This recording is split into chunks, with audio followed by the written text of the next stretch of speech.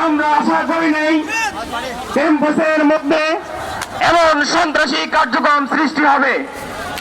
ক্যাম্পাসের মধ্যে আপনারা জানেন সেই 111-এর পূর্বে তারা পুরাতন সেই নীল নকশাকে সামনে আনার চেষ্টা করতেছে।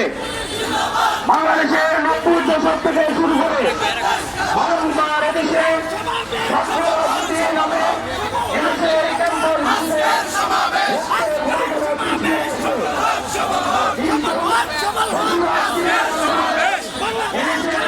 জিন্দাবাদ জিন্দাবাদ।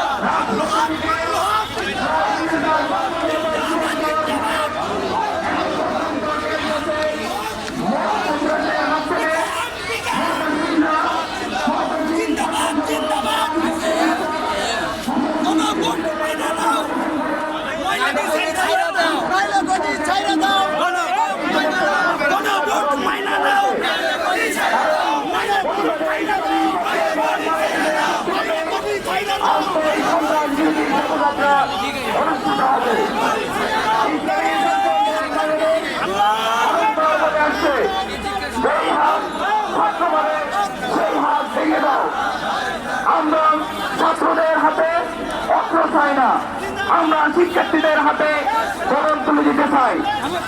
সন্ত্রাস এবং শিক্ষার্থী একই সাথে চলতে পারে না। ইসলামী ছাত্র আন্দোলন বাংলাদেশ এদেশের তিদারার ছাত্রদের নেতৃত্ব দিয়ে আসছে। একটা দায়িত্বশীল সংগঠন হিসেবে ইসলামী ছাত্র আন্দোলন বাংলাদেশ আজকের এই সন্ত্রাস বিরোধী পদযাত্রার আয়োজন করেছে।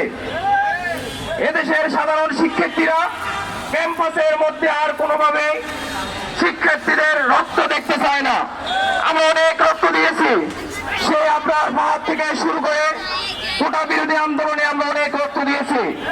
আমরা চাই না নতুন ভাবে আবার রক্তে রঞ্জিত হোক এদেশের কোমলমতি শিক্ষার্থীরা।